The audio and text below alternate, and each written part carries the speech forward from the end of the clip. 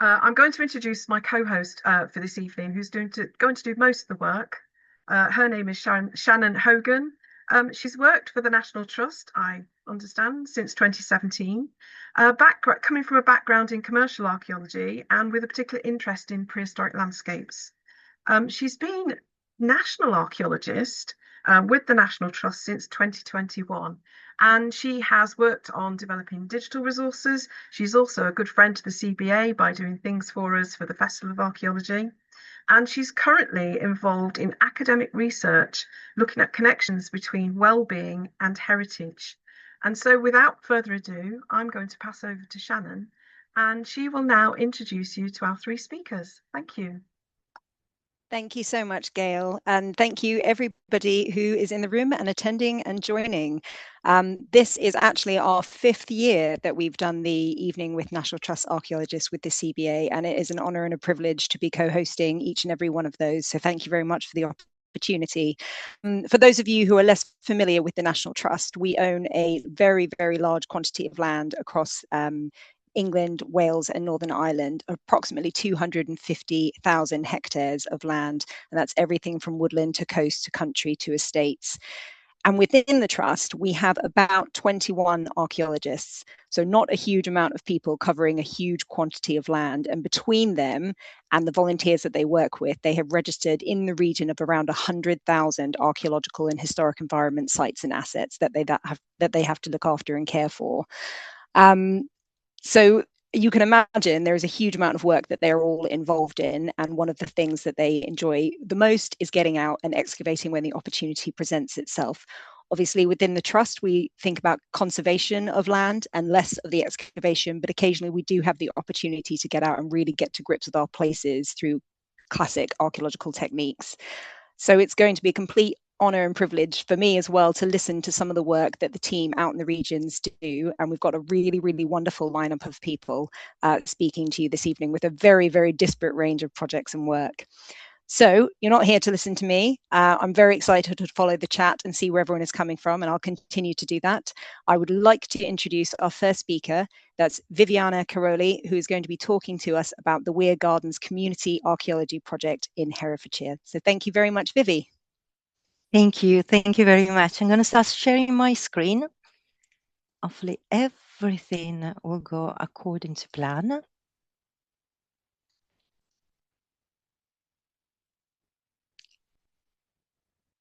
Brilliant. Well, thank you very much, and thank you for the introduction. My name is Viviana Caroli, and I'm one of the 4 National Trust archaeologists covering the Midlands and East of England. And thank you so much for giving me the opportunity to present you the results of a project where nature and archaeology were deeply intertwined, connecting archaeological insights with current nature recovery agendas, and highlighting the potential for archaeology to play really a role in ecological restoration. The project took place at the garden in Herefordshire. This is an 18th century riverside and walled garden with Roman origins, gifted to the National Trust in 1959. It covers approximately an area of 100 hectares of land, including the 4-hectare gardens that border the River Weir to the south, parkland, arable and farmland that leads beyond the garden to the west, and to the north on the main road linking Hereford to Hay-on-Wye. Until 2022, only the gardens were publicly accessible to visitors, and much of the land was let to a tenant farmer. In 2022, the farmland around the old Weir farm that you can see here in the plan came back into the care and management of the National Trust due to the tenant retiring the same year. In 2023, an assessment was conducted to enhance our understanding of the landscape and identify priorities for land use, conservation, and potential visitor experiences to meet our organizational strategic aims. This assessment led to the Weir Priority Habitat Restoration Project, with the goal of establishing substantial wildlife habitats and sequestering carbon. At the end of 2023, funding was granted by National Highways, allowing the National Trust to restore 65 hectares of priority habitat. Our area of study, which is encircled in the blue square, really sits in a fantastic prehistoric and Roman landscape. The town of Kenchester lies approximately 1 kilometer north of the study area. The site is also otherwise known as Magna or Magnis, and it was the largest of the small walled towns of Western Roman men, being occupied between the 1st and the 5th century AD. At least 3 major roads converged on Magna from the south, the east, and the north, with the further road leading west. A section of the north-south road still survive as prominent earthworks to the west of our site. To the north is Credon Hill Camp, the second largest Iron Age hill fort in Britain, occupied between 390 BC and 60 AD. The scheduled Roman site at the Weir was first investigated in the late 1890s, and a number of interventions over the last 30 years have demonstrated the existence of a multi-roomed residence built upon a 4-meter-high artificial terrace overlooking the Wye. In the 1970s, a crop mark was identified through aerial photography at Old Weir Farm. This represents a double ditch enclosure, visible, as I was saying before, as a crop mark with its southwest corner cut away by the meander of the River Wye. This enclosure is not visible on subsequent aerial photographs or on LiDAR survey. Erosion of the southwest corner continued in modern times, despite mitigation work that took place in the early 2000s by the National Trust. The impact of climate change with more frequent precipitations and floodings still have an impact on the stability of the riverbank. The combination of plans to restore priority habitats, the desire to enhance our understanding of this dynamic landscape, and the concern of the impact of climate change on archaeological sites have led to the development of a program of work, including geophysical surveys carried out between 2023 and 2024, and a systematic metal detecting survey carried out in late 2024 and 2025. This was done in collaboration with the local metal detecting society. The results were used to inform the excavation that we carried out during the Festival of British Archaeology in the summer 2025. In particular, I would say that the results from the geophysical survey were crucial to inform nature regeneration plans, but also to ascertain the potential of buried archaeology in light of the fact that the site was regularly plowed at least until the mid-1990s. And for this reason, all this information allowed us to decide to manage the northern part of the field as wood pasture, with a very strong woodland management plan, and the southern part of the field as wildflower meadow. A total of 148 objects were found through the metal detecting survey, and their location accurately plotted. Their function spans from personal to households, from metallurgic to numismatic, and fittings and construction related items. Half of the total number of the objects, unfortunately, were not deemed inherently datable, but they will be retained for additional research. Most of the dated finds belong with the post-medieval to modern periods, and these would definitely accord with the period of recorded occupation at the site of the old Weir farm. Only finds are securely dated to the Roman period, and they're represented by these two pot menders, one of which still retains parts of a 7-bale ware, which is a typical type of vessel produced during the Roman period. And the other two finds were certainly dated to the medieval period, with this beautiful example of Edward I silver coin and part of a possible sieve or strainer. So when we designed the excavation in the summer, we had in mind some very clear objectives. First of all, the aim was to characterize the nature of the site recently identified by and confirmed by Geophysical Survey. We wanted to determine and record any archaeological buried remains and deposits. We wanted to enable, where appropriate, the preservation in situ of any archaeological remains revealed, provide further opportunities for engagement through archaeological fieldwork and training for volunteers and local groups, and deliver a range of outreach activities for the wider public through site tours, family events, and community involvement. In order to achieve these objectives, we decided to target specific areas of the site. But for the purposes of tonight's talk, I will mainly concentrate on trench number 1 and trench number 2, which yield most of the information in terms of artifactual evidence and also archaeological evidence. The project was not possible without the thanks to and the support of the National Trust supporters, the Ian Addison Charitable Foundation, the Robert Keane Archaeology Fund, and the Roman Britain Fund. We only had 10 days on site, so lots to do and very little time. And we would have never been able to achieve what we achieved without the help of our staff, our volunteers who work hard along with university students and A-level students from Hereford College, and of course some metal detectorists which were fantastic on site with us. They all work. Yes. Vivi, sorry to interrupt you. There's a little panel that's just interfering with people's view of some of the nice pictures you've got. Can you see the button? It just says hide. One? Yeah, that's perfect. Thank you. I'm really sorry about that. No, it's okay. I didn't want to interrupt. Thank you. Thank you. They all work under the supervision and guidance of Matt Williams from Fern Heritage and Archaeology and myself. So trench number 1. Trench number 1 was a linear trench which measured 25 meters north to south and 1.8 meters east to west. It was located to target the 2 parallel ditches to the north of the enclosure. Clearly part of the same episode of construction, and the east to west ditch just outside the enclosure. The ground was extremely dry and hard, even in the deepest part of the excavation. We had a very hot and dry summer, which combined with the local geology made of superficial glacial deposit of laying compact orange sandy clay, made the interpretation of archaeological features extremely challenging, even for professional archaeologists.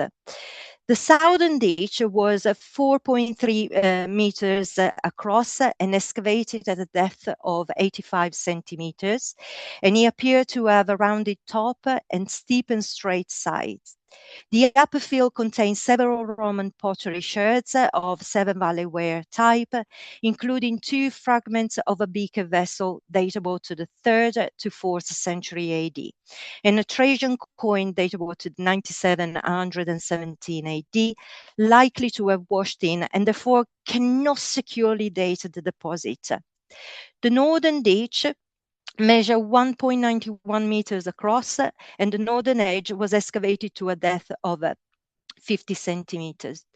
Top and sides of the ditch were convex and gently rounded, and unfortunately, this particular feature was sterile of finds. The ditch running east to west outside the enclosure, not quite parallel to the enclosure, as you can see, was 95 centimeters across and excavated to a depth of 30 centimeters. It was sterile of finds, so it was really hard to date this particular feature, and therefore it made the interpretation quite difficult, but we think this might represent an earlier boundary. Trench number 2 was located to the south of the site, and it targeted the northern terminus of the enclosure. It measured 6 meters by 12 meters, and a T-shaped slot was excavated within the trench to investigate the 3 curving section of the ditch. The base of the ditch was not reached in any of the slots. The eastern part of the terminus was excavated to a depth of 80 centimeters. The east part of the ditch wasn't clear, but the west edge was identified as a straight, shallow slope. The upper field contained 119 sherds of Roman pottery, including Seven Valley ware, both oxide and reduced, black burnished wares. We had some fragments of construction building material datable to the Roman period, and also a quite considerable number of hobnails, always datable to the Roman period. Below this layer, we had more Roman pottery sherds and a small spoonhead, which I will discuss a little bit later on. The southern ditch was excavated to a depth of 38 centimeters, and the deposit also contained domestic refuse. The western edge was excavated to a depth of 68 centimeters, and the edges unfortunately were not clearly identified. However, the field all produced a considerable quantity of Roman pottery, including Samian, a fragment of an amphora, and 3 sherds of a mortaria. The type and frequency of pottery within the fields suggests that the enclosure, or at least the last phase, is Romano-British and domestic rather than military or simply a stock enclosure, as we initially it was thought. The assemblage of cultural material was overall small, but still it allowed for some observations to be made that offer a tentative insight into the site and its socio-economic context, and advance a number of interpretations. In the context of pottery studies, this is a very small assemblage. However, its assessment indicates that the enclosure was universally linked to activities relating to cooking, storage, and drinking, but not likely to food preparation, since mortaria was notably absent. The principal form encountered were jars, bowls, and tankards.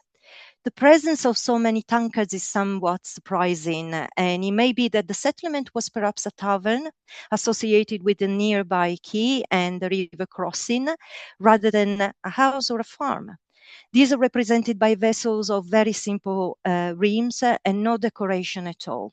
We were lucky to have an almost complete profile of a single vessel, with including the very simple handle.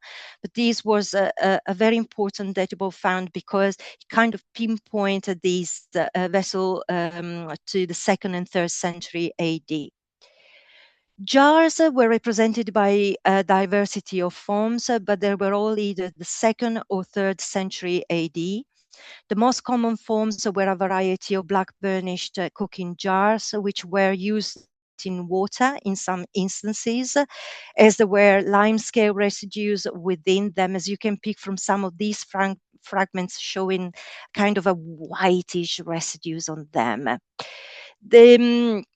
Also, the Seven Valley ware type jars tend to be medium size or wide opening jars, which would make us think that they were big enough to put a hand in it to reach the content of it. Decoration was very limited, mostly on the black burnished type vessels. With some of these, you can pick the acute lattice on some of these sherds.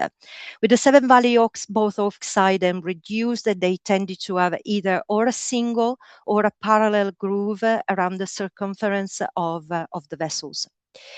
The remaining identifiable vessels were probably part of a flagon or an amphora handle of black burnished type ware, 3 small fragments of a mortaria, and 1 large fragment, probably from an amphora containing garum, possibly from Spain, which would make sense. The close proximity to the river and the wharf on the Wye surely facilitated the import of unusual examples of these type of vessels.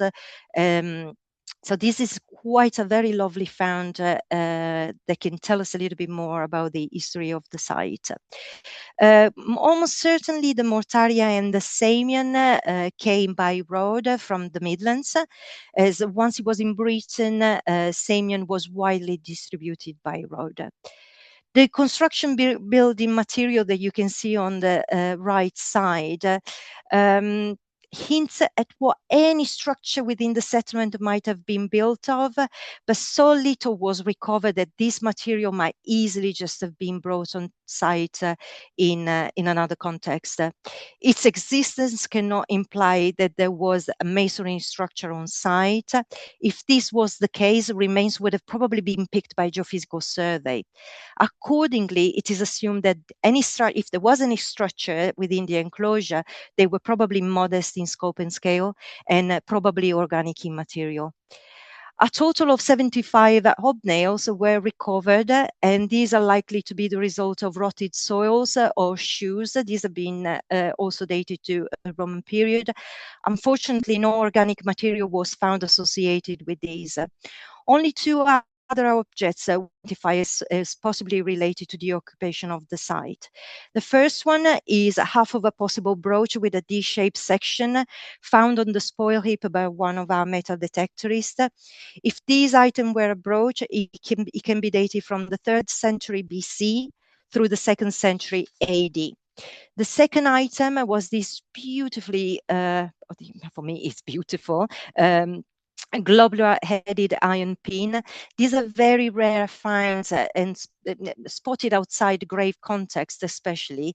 A general Roman date is applicable with examples of pins found in still surviving hair pieces from graves and mummies, indicating general use throughout the Roman period.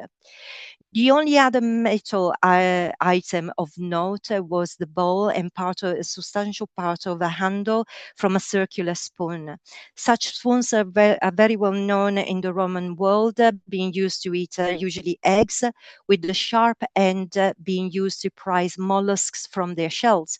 I was lucky enough to visit Pompeii last year, and just as a matter of fact, there was a beautiful one of these beautiful spoons displayed, so I had to include it in the presentation.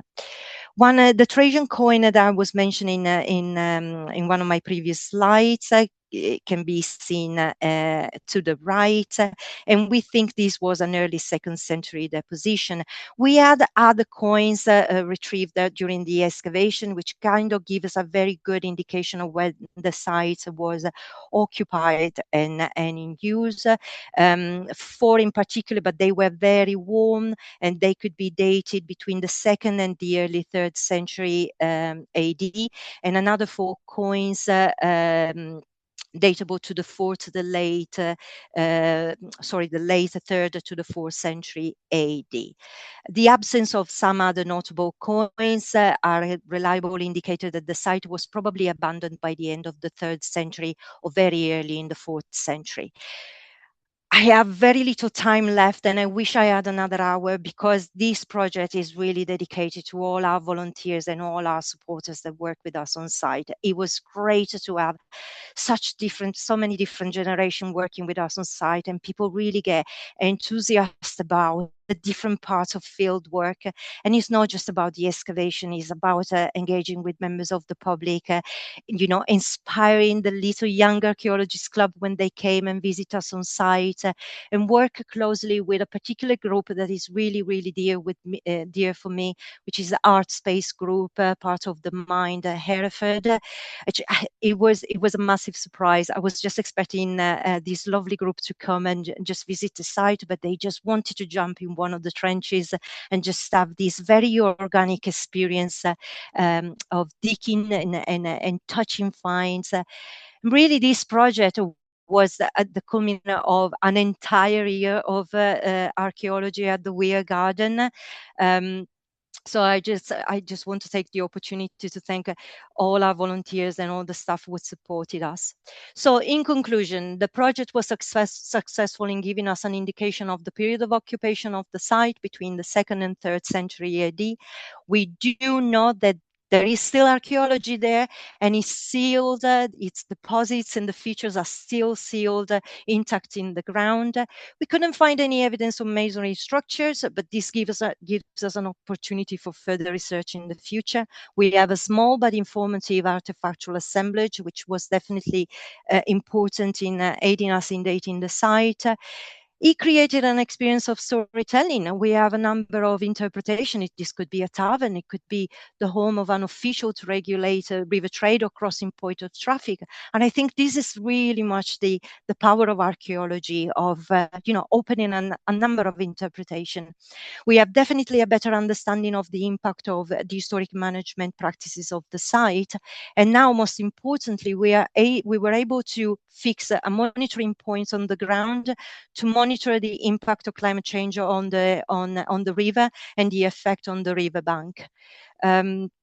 So thank you very much to everyone, and hopefully this is just the beginning, opening more opportunity for further research around not just this particular site, but the wonderful landscape in Herefordshire as a whole, but in particular around the Weir Garden. So thank you very much for your attention.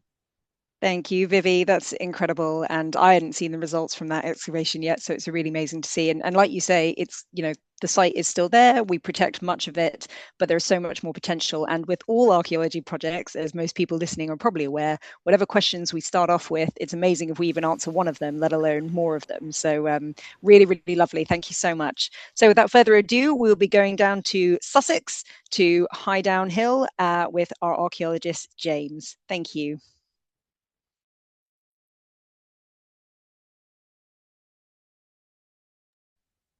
You pop yourself off mute, James, sorry. Thank you. We're sorry, working on it. There's a bit of a glitch when I share my screen. It puts me on mute, and I have to sort of sing at the computer to unmute myself. But we're there now. I can hear you now. Thank you. Thank you very much. Yes, good evening, everyone. Thank you very much for inviting me along to talk to you this evening. I am going to take you on a virtual visit to the south coast, the site of Highdown Hill, and talk about a summer of activity on the site there. And picking up from Viviana's talk, I'm going to be talking about how, as kind of National Trust archaeologists, Shannon's mentioned about some of the sites we look after, the ability of working with local societies, experts to relook at some of our really significant heritage assets with new techniques, or a variety of techniques, to actually try and better enhance our understanding of those sites and share those stories with our visitors. So I have the joy of being here this evening to celebrate the work of a partnership. We're not claiming any of the work that I'm going to share here as a purely National Trust project. This is really celebrating the work of experts, including James Sainsbury at Worthing Museum, the archaeological curator, and some amazing, passionate local volunteers from Worthing Archaeological Society, who've all come together to deliver the work that I'm going to try and talk through in 20 minutes. And this is really a space that the National Trust can thrive in. We own a huge amount of land and assets. And what we can really have our strength is making space available for local communities, or like universities or interested parties, to come onto our land, develop skills, and help enhance our understanding of our special sites that we can share with both colleagues and visitors. So Highdown Hill, we're on a kind of an isolated spur south of the main South Downs Ridge, overlooking Worthing and the south coast. The site is really quite small in terms of National Trust ownership, but mighty in terms of the time, depth of human activity present on the site. The visible archaeology, you can see in this picture behind us, are these ramparts of a Bronze Age Rams Hill type enclosure, but this is purely the visual stepping stone into a much more varied human activity on the site, which I'm going to talk about. And that has been brought to life through a large-scale community excavation during the summer last year that was funded by the Headley Trust. I've already mentioned Worthing Museum's involvement, Worthing Archaeological Society, but we're also really lucky to have kind of volunteered time from Archaeology South East through their osteoarchaeology team, and also support from UCL. So with that, I'm going to actually give you a quick flavour of the site before we jump into any detail. So this is a little bit of drone footage done of the site, just to try and set the scene for you. The ramparts of the Bronze Age enclosure are scheduled, so we take off from inside the enclosure. Here we are flying west to east across the site. So you can see a few of our trenches flying towards the ramparts.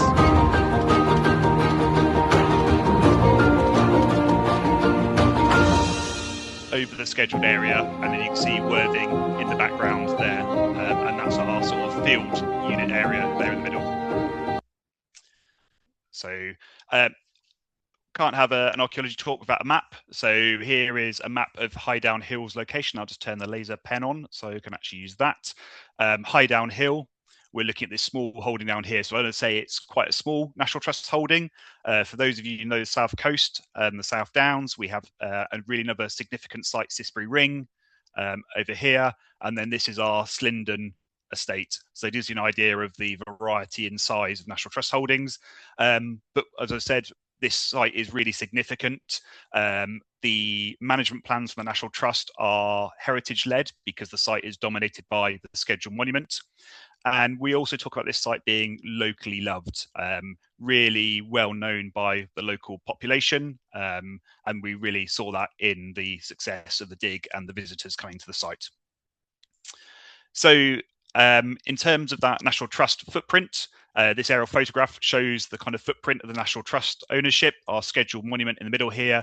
And this is just a plan of our trenches that went in last summer. There is no National Trust car park, but if you were to walk through this area down here, you get down to the Highdown Gardens car park, so you can come and visit the site.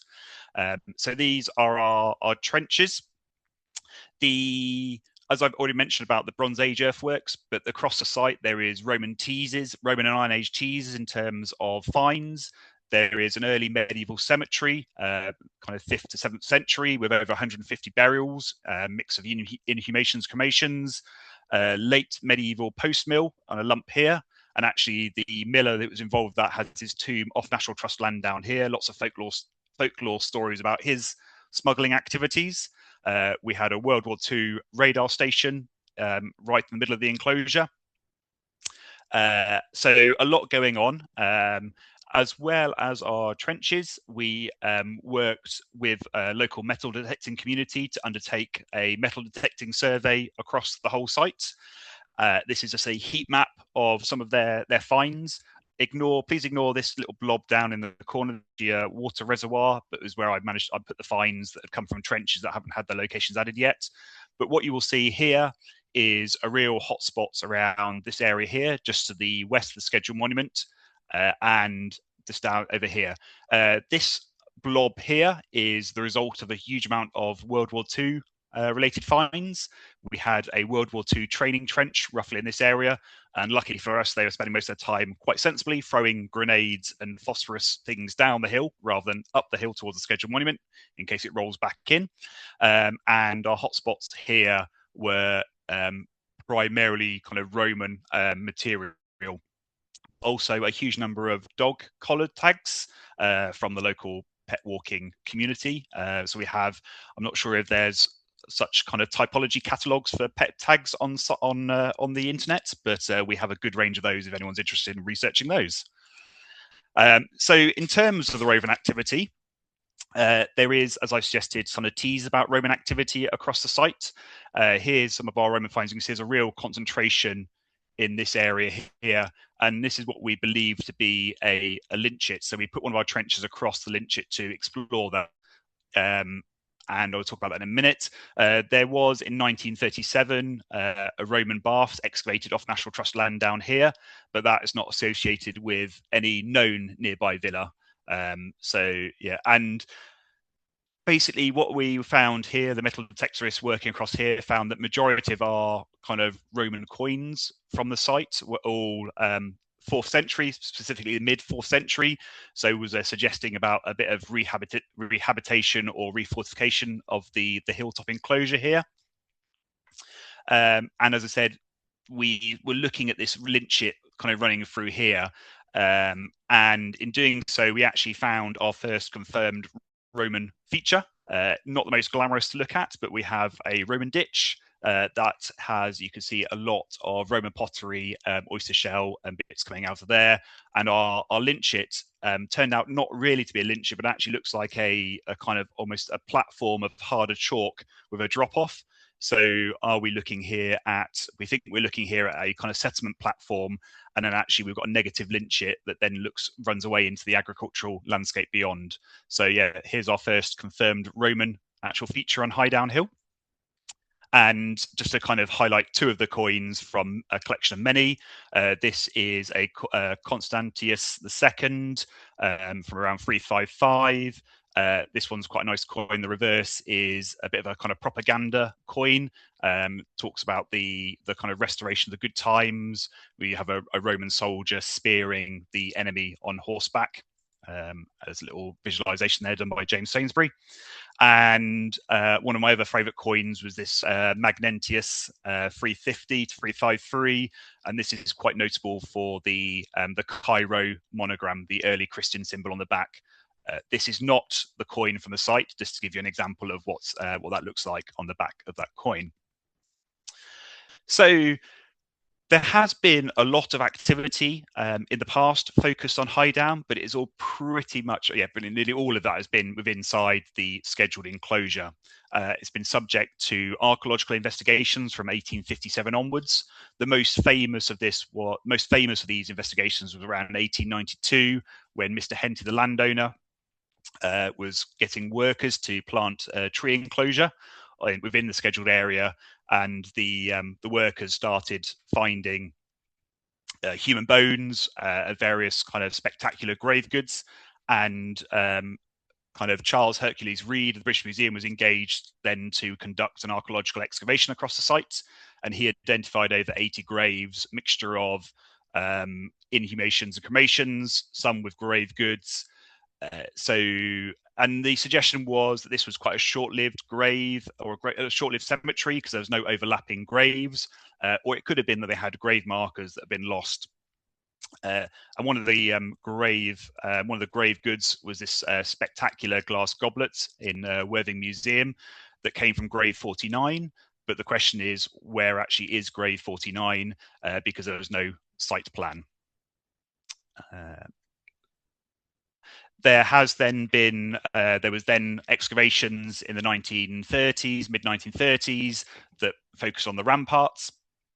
And that was the one that started identifying this phasing of the Bronze Age activity on the site. Then the World War II radar station was built in the middle of the ramparts.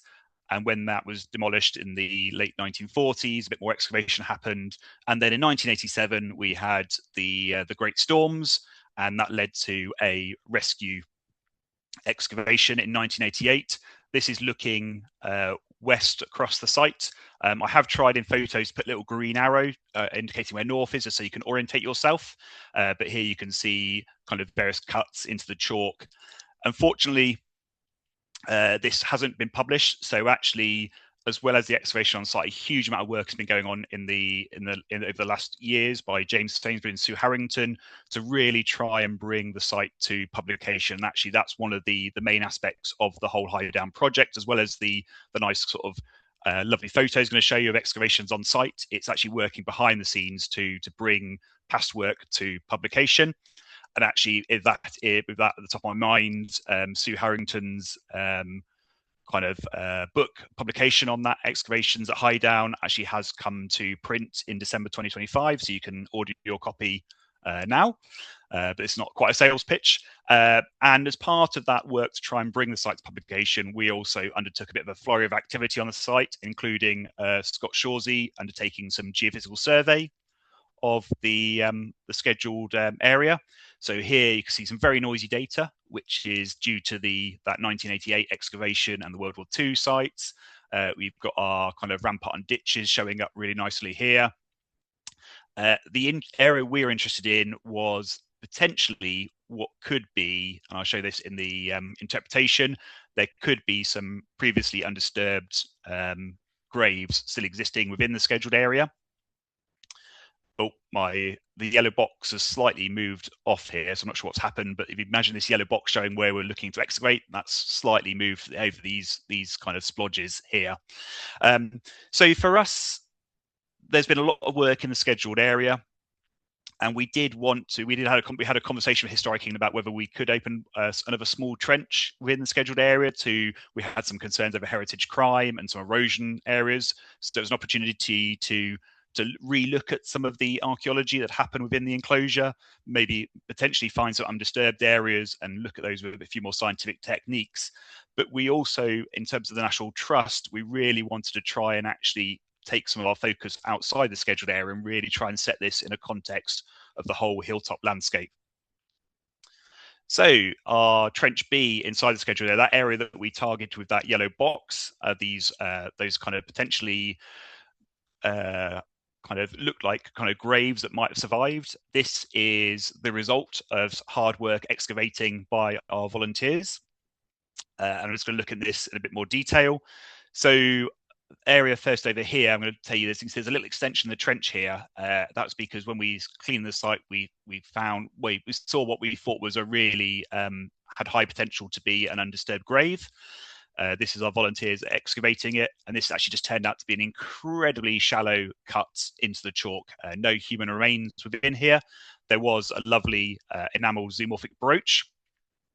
So, and there was a hairpin in here as well. So there were some lovely finds, but no kind of undisturbed skeleton. Just a warning, the next couple of photos will have human bones in them. So I'll give a chance if people want to turn the screens off, if they want to see those, they're going to come into now. Majority of what we were finding in this trench area, unfortunately, was Victorians being there before us.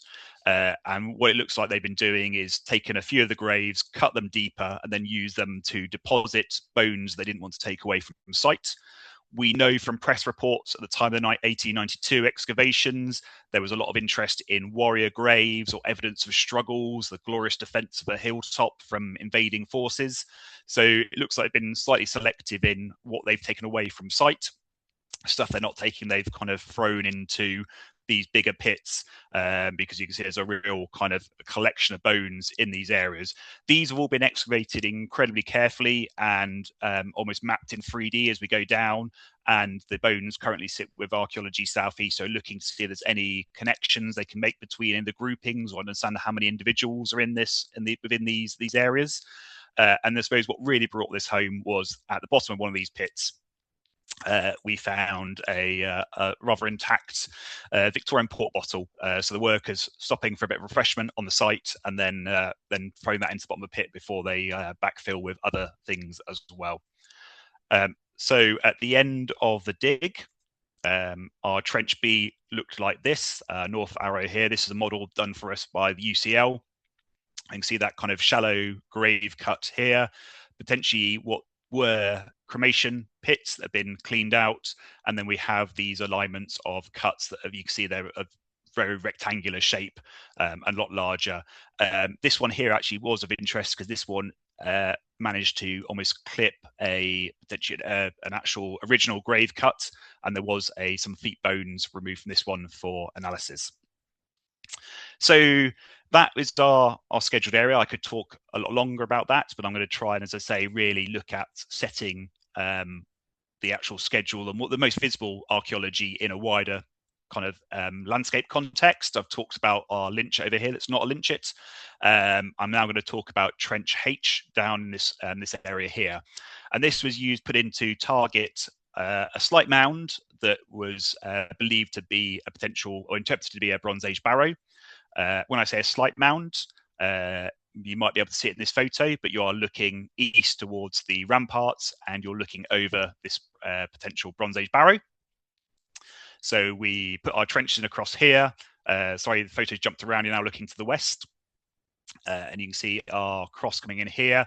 And this was excavated by volunteers. No ditch was found. What we usually kind of use as a sort of indicator of a barrow site. So no ditch. Our range of specialists on site included Mike Allen, who's looking at the environmental kind of results. And his assessment of the soils here was that there was actually a suggestion of a shallow turf mound that's then been subsumed into the downland soil. And actually in these areas, well, we've got no evidence of ploughing. So we've got a really lovely sorting of the kind of inclusions within these kind of soils. We had a couple of post holes packed with flint, but couldn't get any alignments because they were only really appearing in odd little places. But in clearing this down, we also found some other features as well, which I'm going to talk now. So here's another warning that there's going to be a few skeleton photos coming up. Just warning them there. So in cleaning out these kind of trenches, this is what we came down onto. And we've got here a inhumation burial aligned with the head to the west. There was discussion on site about whether there was any grave goods in here. There might have been a bit of chalk used as a bit of almost a pillow under the head, but not really grave goods as potentially compared to the finds from the cemetery inside the scheduled area. And there was just a sort of a grey film on some of the bones. So was there a potential shroud? So to jump from the scheduled area where there's been a lot of disturbance to come down and actually find a undisturbed burial here was an amazing find for us to see how shallow this is in the soil, and it was a great opportunity for our volunteers to get that experience of real careful excavation along under the support of the ASE osteoarchaeologist Hayley. So this is one of our main finds from the site. This is another photo of it, and when we cleared this out and just cleaning the wider air photography, we found a few more features that I've got them ringed here, and these really look to us like these are grave cuts as well. Due to the time limitations, we didn't get an opportunity to test these any further, but you can see they're aligned in a similar way, have that similar size and feel. So we think there's potentially at least another three burials here. And then this is our final model of the trench. That's our burial that's been lifted. These are our three coming into the bulk here, and actually there is another one here. This is one that we did excavate down slightly deeper and did reveal some bones, but again, due to time limitations, because that's it, we have packed that one carefully back and left that one in situ because we just couldn't do it justice, and we didn't want to start just lifting skeletons all over the place. In terms of the skeleton we have lifted, we are waiting on carbon-14 dates. I think they were expected about March. I know it's the 3rd of March today, but unfortunately I haven't got any results I was going to come and potentially hopefully share with you this evening. So you just have to keep an eye out for those. And just wanted to finish with a couple of slides. One, I'm not going to talk for huge amounts of detail. This is a selection of the finds from across the site. Though the Victorian diggers had gone through and taken away some of the more kind of elaborate grave goods and some of the bones, there was a huge amount still up on the hill for our volunteers to find.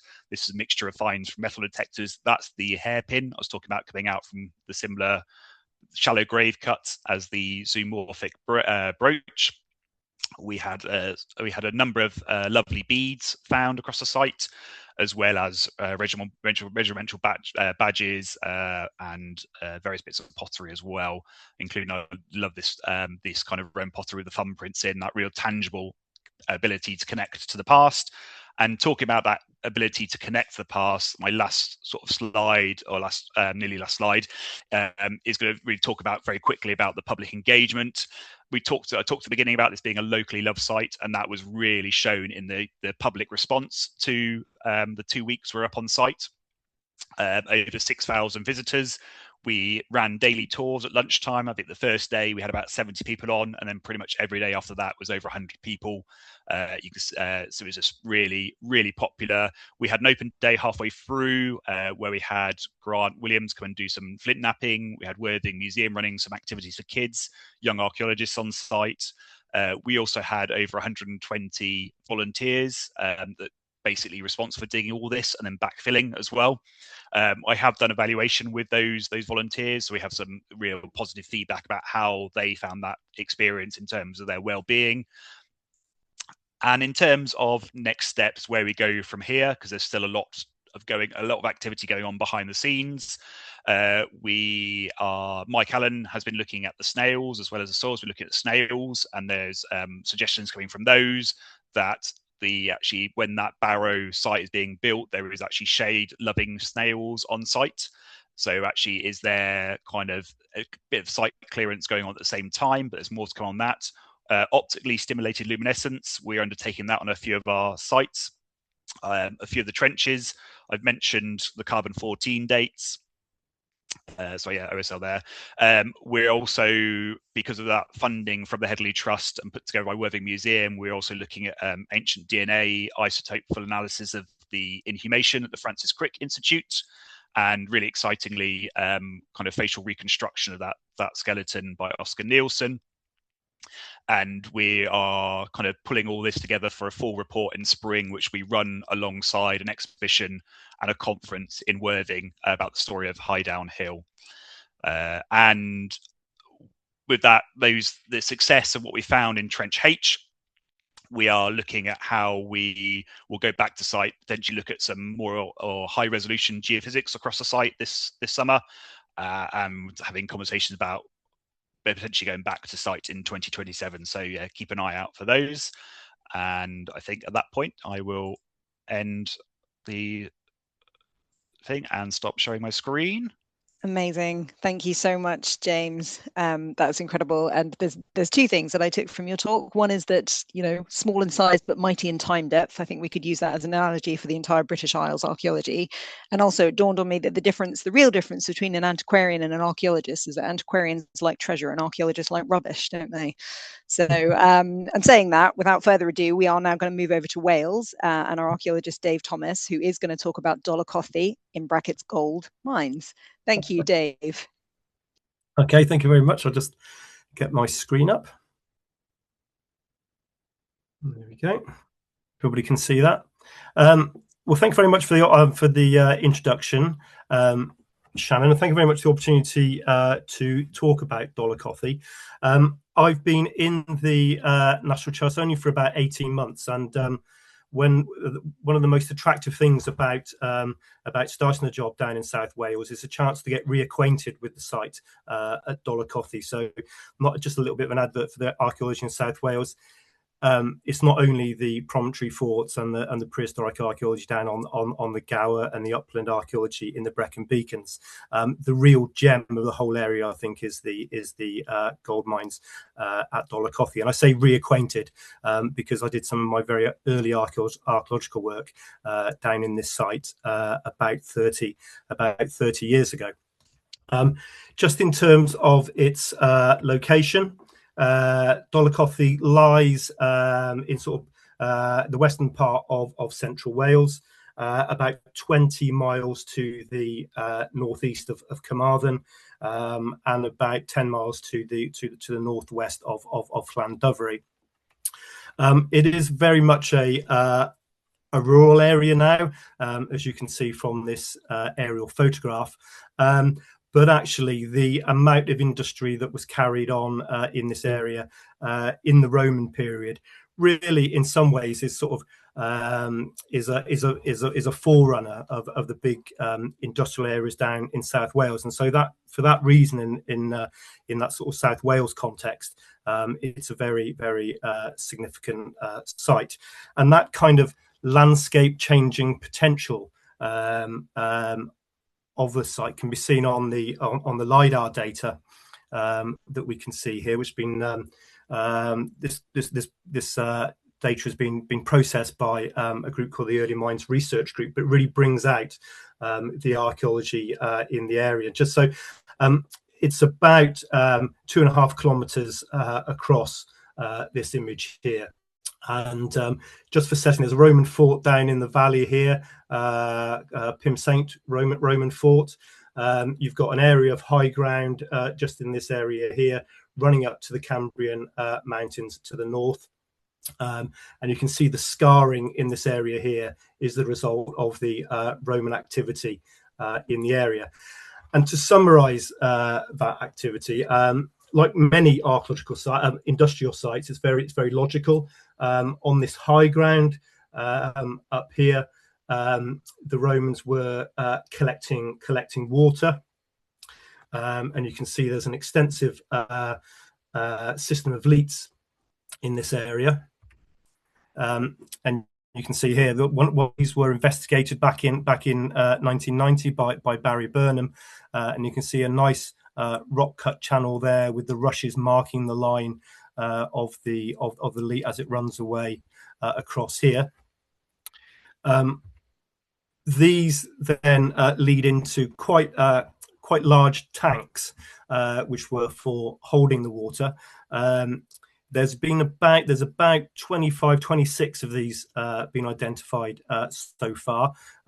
This is tank C. We're up to tank Z in terms of the counting. I don't know whether we stopped counting at Z because we had no more letters left, or whether there are actually more in that area. The likelihood is there are more of these tanks, and the purpose of these tanks was to hold water, to allow use of water in the hydrolyzing part of the Roman mine workings, because these all lie above the areas of sort of open cast mine extraction in these areas, underground mine workings as well. And you can see an entrance to one of the Roman mine workings here. This is Upper Roman adit, very square entrance. All this done before the use of powder, so a very neat square cut into the hillside. And you can see evidence of the chisel marks on the wall. So explosives haven't been used in here clearly. And then so coming down below the extraction band here, in this area here is the area where there is the mine spoil, and you can see these deeply cut channels here and here, which are the results of the water coming down the site, being used in the processing of gold. Probably some hushing activity going on there. So in terms of the kind of history of exploration, history of discovery of this site, I mean, it has been noted. It was noted in the 17th century, not identified as Roman, but they're identified as ancient works in William Camden's Britannica. But then it was in the late 18th, early 19th century that the Roman nature of this was recognised. Partly because some objects started coming up.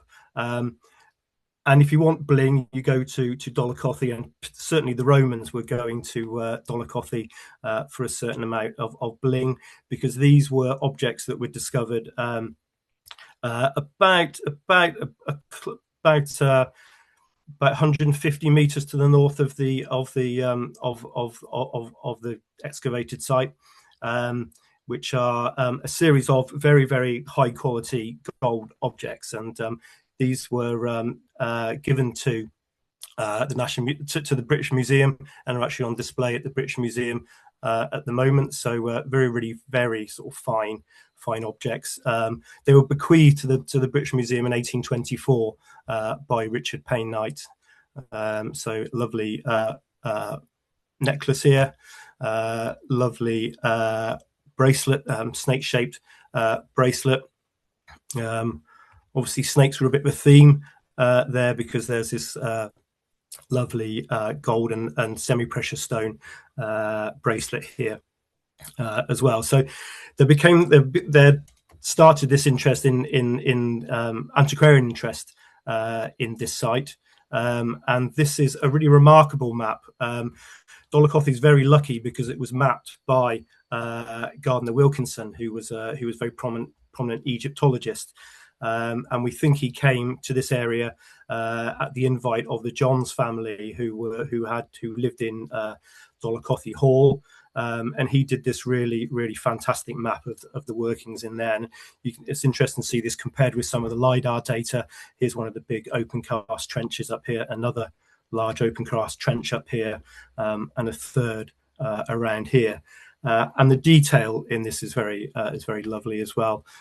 So you can see here's this is what we call now the Niagara open cast, and the Penlan Wen open cast just here.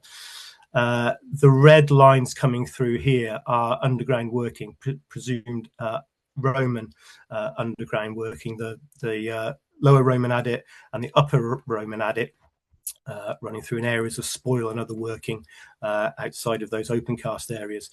Also a little bit of later activity that picked up. There's some pillow mounds just around here. as well. So very much used as a tourist attraction by the Johns. There's lots of accounts of people coming to visit this area. But then in the later Victorian period, it was opened up as a working gold mine. Again, here's a photograph probably of the work in the 1930s.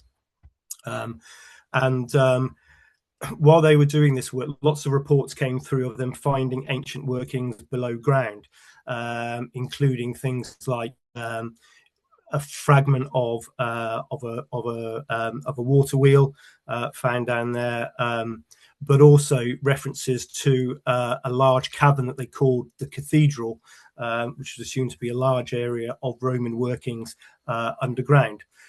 Unfortunately, not long after they found it, it flooded, so it is inaccessible to us now. But it does perhaps give the indication that there might be some, if we could do some underwater sonar scanning, perhaps down there, we might actually re-find that cathedral site. Archaeological work has gone on here at various points from the 1960s onwards. This is a picture of Barry Burnham's excavations at Pimsite Roman Fort.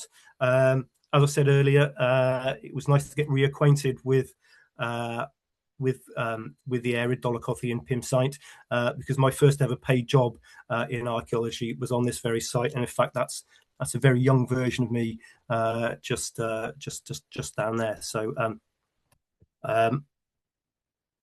Work then at Dolaucothi itself, principally led by Barry Burnham, who's still involved in the site today. Barry's knowledge of the site is extremely deep. And this shows one of the trenches that he put in 1993, showing the very intricate laminated layers here lying above some mine waste in the bottom, overlain by later water activity and so on. So it has been subject of archaeological excavation over many years. But in terms of the recent investigations, the work done last summer, was led by the Early Mines Research Group. The intention was to work in that band of spoil material down below the sites where the main Roman workings were, to examine those sediments, try and find out what the nature of those sediments were and what they tell us about the way that the Romans were working the site, but also to look for fragments of gold, to the chemistry and the morphology of the gold on the site as well, which also gives an indication of the efficiency of the Roman activities on the site. These red squares note the excavated test pits, 13 in total, and you see it's sort of targeting all this band around here below where the workings are up here. These are the test pits on the LiDAR picture, so you can see the first couple at the top here targeting what looks like a sort of fan of material coming into this, and you can just about pick up on the LiDAR. Test pits down here looking at some of the water runoff channels in this area here, similarly up here but a bit closer to the workings, and then further southwest as well, again looking at a couple of channels. So here are the 13 test pits, all 2 meters by 2 meters, all machine dug. But really the remarkable thing was the different types of deposit in these pits, and in fact there was almost a different type of deposit, different nature of deposits in each one of these. They range from natural colluvial deposits, river terrace gravels, but then look, we were finding reworked terrace material, so reworked gravels and so on, and then fractured shale with charcoal flecks as well, which looked like to be evidence of fire setting. areas of crushed quartz where it looks like there was some sort of stamp mill that was crushing the quartz, because a lot of the gold is held in veins of quartz, and then various layers of sort of laminated water lane deposits. We did re-excavate Barry's 1993 trench as well, and you can see the water lane deposits there lying above some of the mine spoil, reworked mine waste along here as well. And looking at all those deposits, we were getting a feel for how the site developed.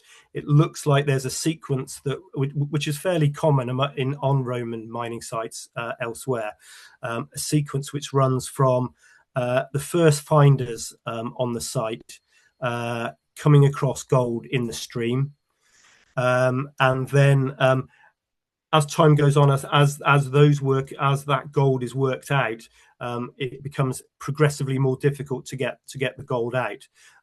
So after the first finders found it in the stream, people would have started reworking the river gravels, working over there, sifting them, trying to extract the gold from there.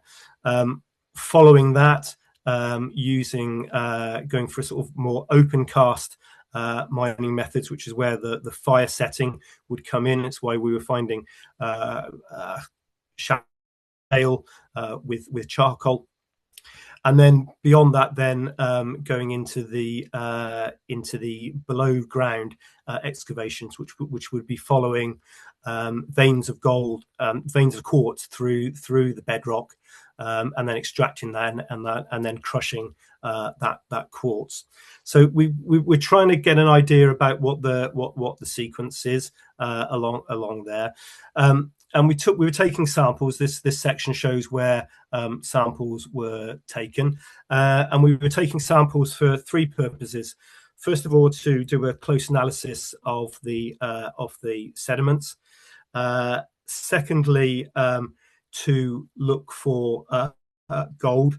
Thirdly, to look for dating material. So, and that work is in progress now, looking at those various samples. But it was great to have Norman Moles, who's a member of the Early Mines Research Group, working on the site.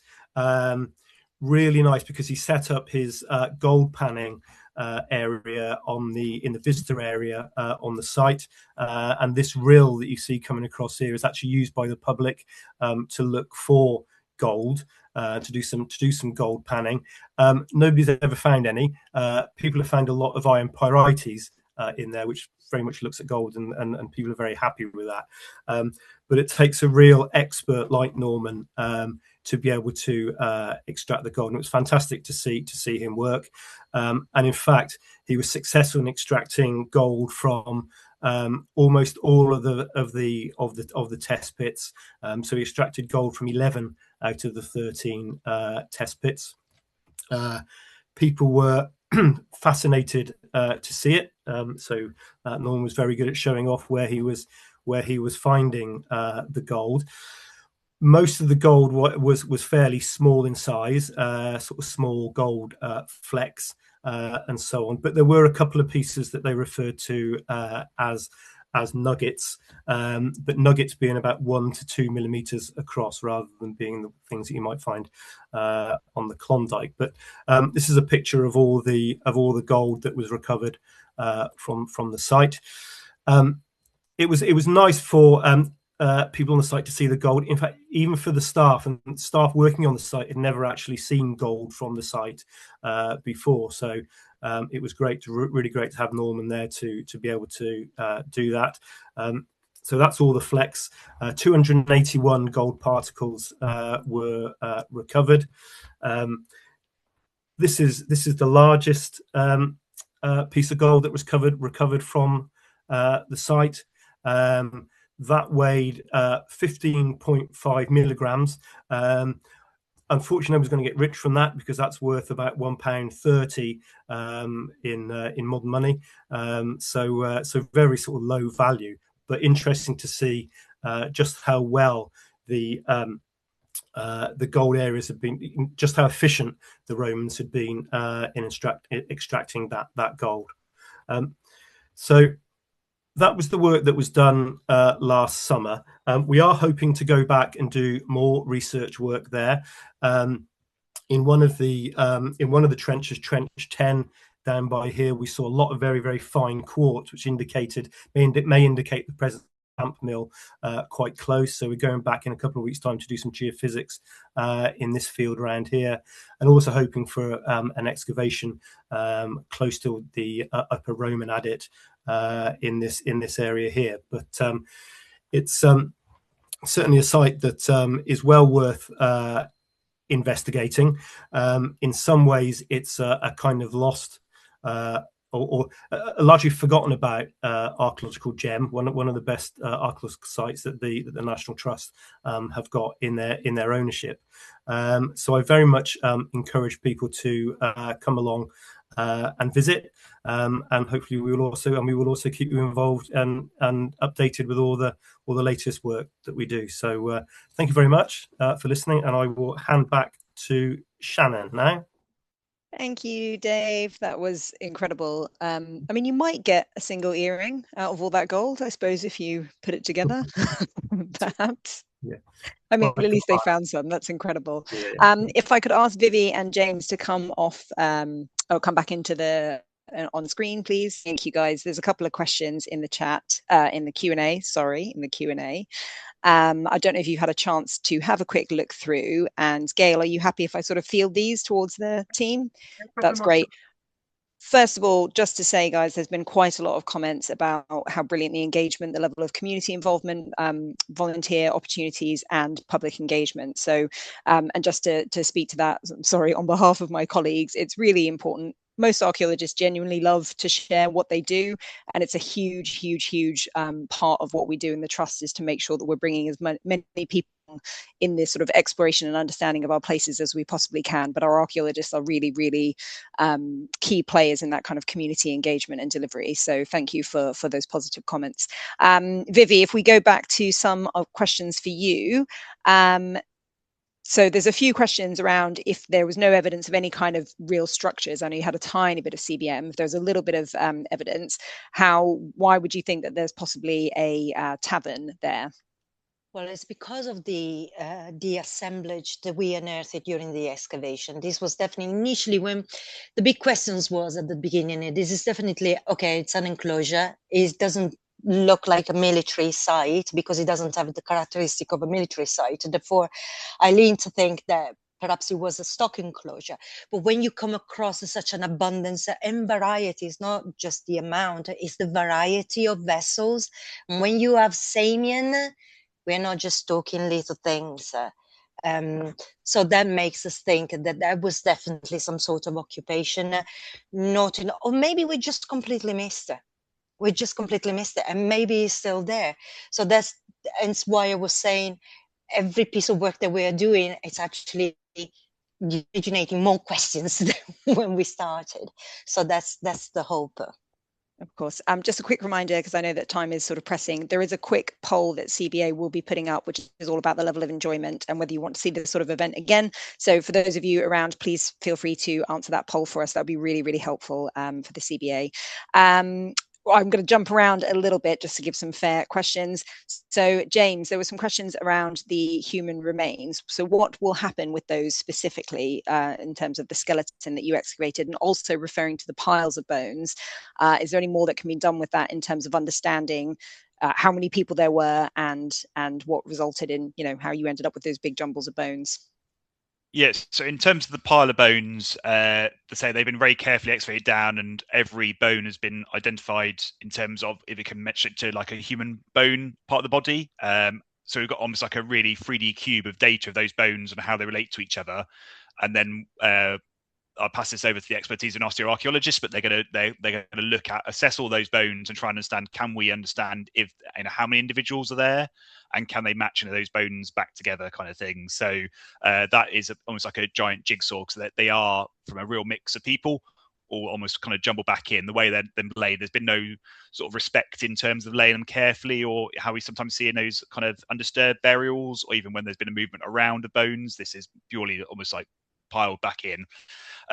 We expected to find bones on such a site. We went expecting to do it, so we already put a human remains license in, which then gives us and our research the ability to take those off site with due care and respect, and then look at undertaking some analysis of those, so we can actually take them away for doing bits of those scientific research. And then there is going to be a question about that being sort of retained at Worthing Museum, or whether we kind of bury that back at site. That's a discussion to be had, and we'll update the coroner and stuff on that. But at the moment, we have that license to take them away to do kind of a work. And when we were excavating on site, we had to be, it's worth noting, people, we had to be very careful about those not being visible to visitors, which on a public open site is quite hard. So we had marquees up there, and trying to be respectful of not actually, excavating or everyone being able to see those. So there's a few kind of legal requirements on that, but at the same time, we're trying, being aware that these are people and have their own stories and families and stuff like that, but we're also trying to use them to also look at the story and understanding how that site is developed, and the relationships that were across those sites with the previously explored cemetery, and the work that we've been doing with a bit more scientific approach. Yeah, lovely. And Dave, coming to you, there's a couple of questions on the kind of settlement and activity. Mhm. Really interesting. So what is the evidence for Roman settlements near the gold mine? How long do you think it was mined by the Romans? But also, is there an assumption that they would have used slaves at all? In which case, would there be evidence of any kind of barracks or settlements or a slave encampment as well that would have served the mines? I think one of the frustrating things at Dolaucothi is that we don't know where the people lived that were working it. They must have needed a large workforce. There is a Roman fort close by, about 800 meters away at Pym site. No hard and fast relationship though between the fort and the mine has ever been recognised, and that's one of the sort of things that we're searching for. In terms of sort of slave labour, I think that the scale of the work unfortunately makes it inevitable that there was an element of coercion going on when people were working there, and it was probably quite unpleasant work. Having said that, and what I didn't mention is one of the things that we're looking for is pre-Roman exploitation of these gold mines. It's very hard to detect, but it's unlikely that the Romans just turned up and found gold. They may well have known about it before, and if that's the case, and the gold has been worked there before, it's possible that you had quite a skilled workforce in the area who knew how to work the gold and extract it, and it's possible that they were skilled workers, may still have been slaves, may not have been slaves, and so on. I don't think we can find that, but it would be lovely to find where the people were living who were working the site. Great. Vivi, I'm going to come back to you. There's a couple of questions which I think I'm going to fold into sort of two, really about sort of organic material. I am frantically answering. Are you answering them as well? So interesting. Did you get much in the way of animal remains in the features? But also there was a question around the amphora, why you think it might be garum or olive oil. Absolutely. So yes, we did have a lot of animal bones indeed associated with the pottery. I just didn't have enough time to include these in the presentation. Quite surprisingly, a lot of oyster, which I find quite interesting. As I said initially, this project was partly funded by the National Trust, mostly externally funded. So probably next year we need to start going and knock at people's doors again to complete all the assessments that I need doing. But definitely, yes, a variety of animal bones. Indeed. The other question was about The garum. So Yeah. it was just a small share that all the pottery was assessed by Dr. Roger White, was one of the leading archaeologists for Roxeter Roman city, and basically comparing that fragment with other vessels from other areas, we do know that these type of amphoras were traded and used to contain kind of precious material like olive oil and like garum. And as I said during my presentation, the proximity to the River Wye would make a very, very big chance that this kind of exotic produce were traded via the river. But presumably, if there's lots of tankards, it could also be wine, couldn't it? It could also, yes, indeed. Yes. I'm just picturing a bunch of drunk Roman soldiers now. Oh, don't I, as an Italian, I have to love wine. So yes. Well, obviously, yeah, I'm surprised you didn't say it, Vivi. James, coming back to you. So an interesting question around the Victorian archaeologists and the people who dug there before. How much does that help or hinder the excavations, excuse me, that you did? So I suppose that kind of trench inside the scheduled area, you can see there's a sort of a mess of what they've been around, but they've gone in with different research aims. So they've kind of picked through, so they potentially have cherry picked a few of those sites, but they've left quite a lot behind. And if we're going in with different scientific research questions, we can go and almost look through some of those more detailed areas with a bit of a different emphasis. So we are getting a huge amount of information out there. It is helpful because it shows us, there's going to be archaeology there to find. So they've obviously highlighted where there's been a huge amount of activity inside those ramparts. But then I suppose also the highlight was we found areas they've been sort of drawn to the rampart area. And as a result, we've then gone and found undisturbed areas, which means we can then deploy full scientific analysis. So there is a positive, and I think also that's really helped with another question in terms of the public engagement. There's that story known about Highdown. There's the displays in Worthing Museum, so that really helped when we did start talking about the dig. We knew there's going to be a lot of interest because people kind of, again, sort of drawn to that bit. There could be some amazing new discoveries. There is, but potentially not in the glamorous way that they might have hoped. So there is real benefits. There's also obviously bits where you've got to go through what they've messed things around, but then that adds to the story of archaeology in the UK and how the kind of approach to archaeology has developed over time through those first explorations and then really testing and developing. So it's positive and negatives, but a good story to tell. And it can be quite tantalizing, can't it, when we have old records of things that have been found allegedly on sites and we spend our life kind of looking for the remains of those or trying to track down artifacts that were allegedly dug up there. So it can be a mystery as well. There's an interesting question, which I'm coming back to you, Dave, about Dolaucothi, but just really quickly, just to all of our panelists, while I've got a few minutes. In the past, archaeologists drinking port on site. What do modern archaeologists drink now? First of all, Stephen, I'd like to say that we don't drink on site because we're all very responsible. But in terms of what archaeologists drink, I'd say beer is still fairly popular among most of our cohort.